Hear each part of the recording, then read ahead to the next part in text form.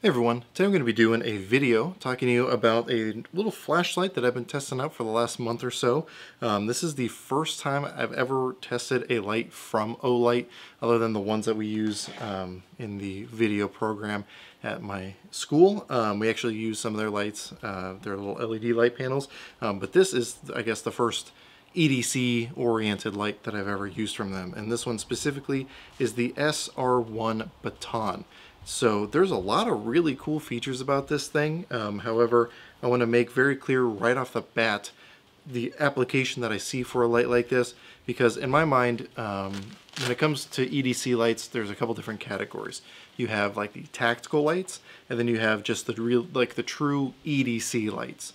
And it really kind of depends on which one you're going for as to whether or not this is going to be the right light for you. So just for reference, the light that I've been carrying for the last year, maybe more, definitely more, because I think I got this Christmas a year and a half ago now.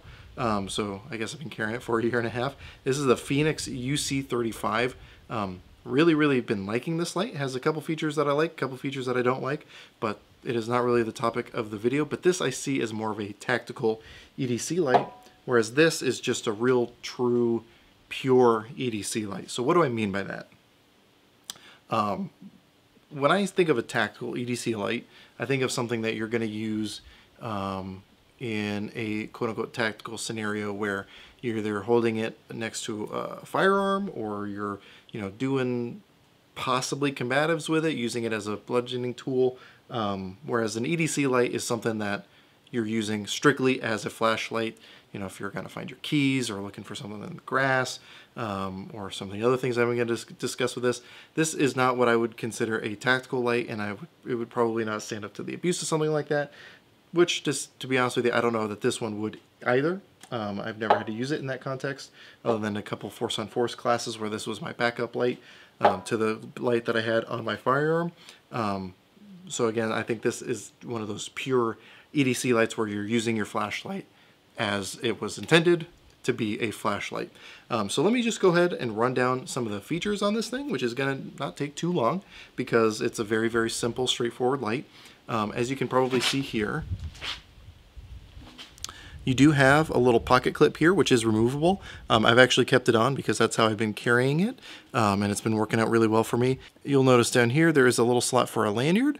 It does come with one, however, I typically don't attach it to my lights because I don't really feel the need to, not the way I carry them at least. Then you've probably already noticed down here at the bottom, it looks kind of funny, and that's because of the recharging feature of this light, which I'll talk a little bit more in depth about here in a moment.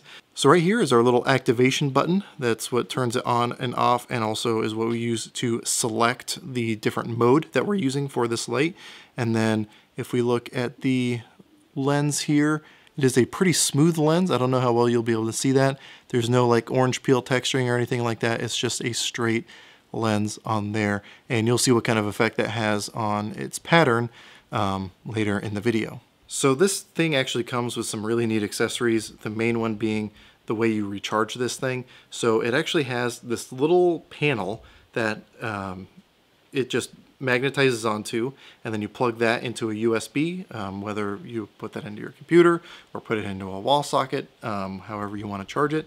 And just by being attached magnetically, it'll recharge. You don't have to click a little micro USB into this thing. You don't have to take the battery out to recharge it.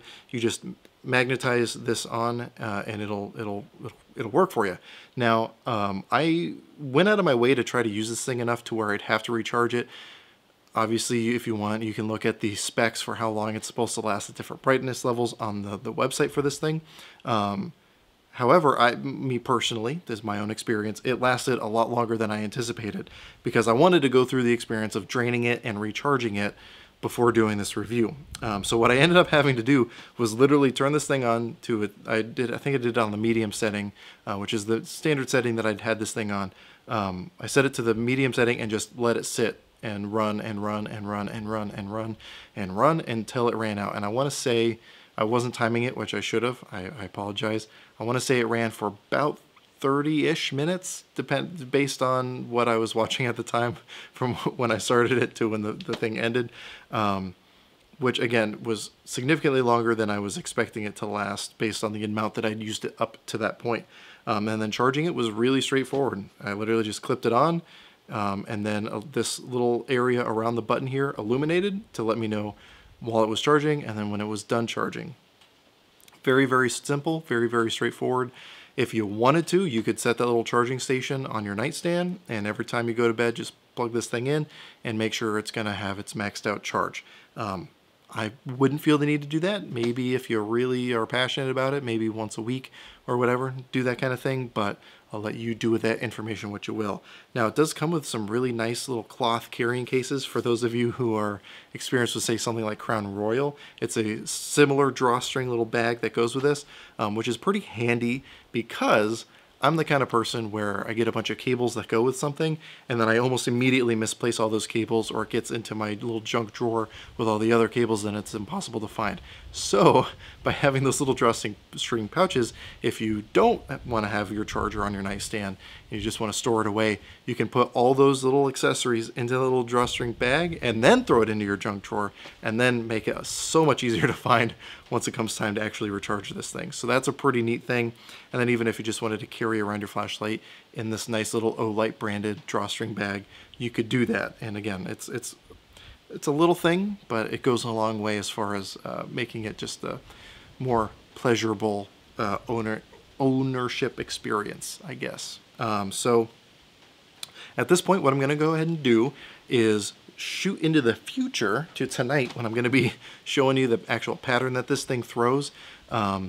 There's some interesting uses of some of the lights. Well, you know what? I'll just talk about that later. I'll just cut to myself in probably 4 hours or so. So right now, I'm about 15 feet away from a wall that I'm going to shine this light onto. It is nighttime, as you can probably tell from the darkness on your screen. I've done my best to match the settings on my camera to accurately depict the brightness that I'm seeing versus what I'm seeing in the viewfinder. So we'll do our best. Again, this wall is about 15 feet away, so just take that into consideration with these patterns here. So I'm going to start just by pressing and holding to turn it on, which will go straight to the moonlight mode. So right now I have the moonlight mode on, and you're probably not really seeing much, if anything, on your screen. That's because at this distance, it's really not putting much light on the wall. I can see a slight increase versus it being off, but it's not very much. Now again, this is meant more for like reading or stuff up close. This is not meant to illuminate a wall 15 feet away at night. So we're going to bump up to the next setting up, which is the low. This one, again, it's looking a little bit darker in the viewfinder, but it's still pretty close. At this point, this is more than enough if I'm just trying to, read a sign or, look for something on the ground. But still not super bright, but it gets the job done. If you can tell, maybe at this point, well, you know what, I'll just wait, do the next one brighter, just so we can identify the beam pattern a little bit more. So at this point, the main body of the beam is probably, oh, got a bug trying to land on my light here. The main body of the beam is probably about 6 to 7 feet tall from the base of the wall up to where the top of the main body of it is. There's a little bit of spill out to the outside, but again, because there's no texturing on the lens or the bezel or whatever, the reflector, it's a pretty solid beam, as you're probably seeing on camera here. Now this is plenty bright to do most of what you would need to do, but we can still go brighter from here. And at this point, this wall is fully illuminated as far as I can tell. You're getting most of that on the camera there. This is, for all intents and purposes, making it look almost like it's daylight. Again, on this wall that's 15 feet away, it's probably not going to transfer super far, but for most EDC purposes, this is pretty dang good. And then we go right back down into the moonlight mode. Now, if I set this thing to, say, medium right here and I turn it off, when I go to turn it back on, it'll go straight back to that setting. The only exceptions are if I press and hold it, it goes to that moonlight mode, which again, you're probably not seeing right now. And if I turn it off and I double tap it, it goes straight into that turbo mode. So there you have it. So that's roughly what it looks like, patterned at night on a wall, approximately 15 feet away. So hopefully this gave you some food for thought. So now that we're back in the present time, I'm going to go ahead and talk to you a little bit about how I've used the different brightness settings. Like I said earlier, the medium setting is pretty much what I have this thing set to, because when you basically when you turn it on, you can choose the setting by pressing and holding the button, and then whatever you leave it on, say it's at the medium setting right now, if you turn it off, then whenever you turn it back on, it returns to whatever that setting was. With the exception of if you press and hold it when you turn it on, it goes into moonlight, and then if you turn it off and then double click it, it goes straight into turbo. I'm obviously not shining it at the lens just to make it a little bit easier for you guys to see. You could probably see it lighting up around the bezel. Now, one of the weird things I've noticed is when you have it on and you turn it off, there is a slight lag in it turning off. That's something that everyone who I've handed this to try out has noticed with it, and it's just kind of this weird thing about it. I don't know necessarily what causes that. To me, it's a non-issue. It doesn't have any negative side effects in my opinion. It's just this kind of weird thing that I'm not necessarily used to with my flashlights. So, but to go back to the applications I have for the different brightness settings, the moonlight setting, that lowest setting, if you just press and hold it to turn it on, I have found very, very handy when reloading. So I have a single stage press, which affords me the benefit, I guess, of being able to hand inspect each case through each step of the process. And I like to make sure that each case has approximately, at least by eye, the same amount of powder in it. So after I load up a tray with powder, I'll use this little moonlight setting, and I'll go through, look down the neck of each case to make sure that the level of the powder looks approximately the same and that all of them have powder in it. Typically, when in just the ambient light that I'm normally in, I'm not able to see down into the cases, especially with like 223 where you have a really narrow neck and it doesn't let a lot of the ambient light in. So this just kind of gives me that perfect brightness to be able to easily see into each case, and that works for me. Now my girlfriend, which I should mention, I let my girlfriend hold on to this thing for about a week to test it, see what her thoughts were on it, because she's been looking for a light, and she used the moonlight setting for reading books at night. My girlfriend loves reading books, especially like physical books. So she doesn't have a backlit screen to illuminate and be able to read the words. So she used that moonlight setting a lot at night when she was reading books. Worked perfectly for that, and I can absolutely see that working well. As far as the other settings, I typically didn't use the low just because I feel like if I'm using a light to look for something, if low's good, medium's probably better. Are there situations where you might want to use a low? Absolutely. Like if you're going to be using it for long periods of time and you don't want to drain the battery as quickly, by all means use that low. And then the turbo, or the high and the turbo, I typically didn't use much just because I didn't want to drain out the battery so much. The only exception to that is when I was showing people how bright this thing could go, and I'd set it to turbo or I'd set it to high and just show them that. But for me, I just found that medium brightness to be perfect. As far as the lumens for all that, hopefully at some point I'll have shown what each of the settings are in lumens based on a full battery. A fresh battery is typically how they measure it. Now that said, I did not notice a distinguishable difference between brightness of a full battery and brightness of a low battery. But then again, I'm also using it organically over time. So if there is a gradual shift, that's going to be imperceptible over a long period of time. That's something you have to see side by side, and that's not something I did. So do with that information what you will. So things that I like about this light, I really like its compact size. Again, I've been using a light like this for a really, really long time. I cannot carry this unless I have a cargo pocket. I need something big to be able to put this light into. It doesn't work well the way I carry stuff in my pockets. This would not work well in a front pocket, would not work well in a back pocket. I don't typically put things in my back pockets. So size of this thing can get a little inconvenient. Whereas this, whether I'm wearing jeans, whether I'm wearing shorts, whether I'm wearing sweatpants, I can fit this in a pocket, especially with this little belt clip. Now the way the belt clip is designed, I really, really like on this. You can see, hopefully here, that it goes pretty much all the way up to the top and then curls around. So what that does is when you have this in a pocket, because it's so short, it can swing around quite a bit, and all you have to do is get it to go 90 degrees and it's going to fall out. But by having this super deep, it limits the ability for this to do that. And especially on the shorts that I've been wearing, the little pocket that I slide this into doesn't really afford it the ability to slide around. So I've never once had this thing come out accidentally or had an issue with that whatsoever. Obviously your specific scenario may differ, but that's just been my experience so far. So I really like the pocket clip on this. I typically have never carried lights with a pocket clip, but in this specific scenario, it's worked out really well, and I just really like the design of it. It just holds it nice and steady. The other big thing I like about this is the rechargeability of it. It's a real big pain in the ass to keep buying CR123 batteries. I already have to do it for a lot of the other stuff I own. I'm glad I don't have to do it for this one.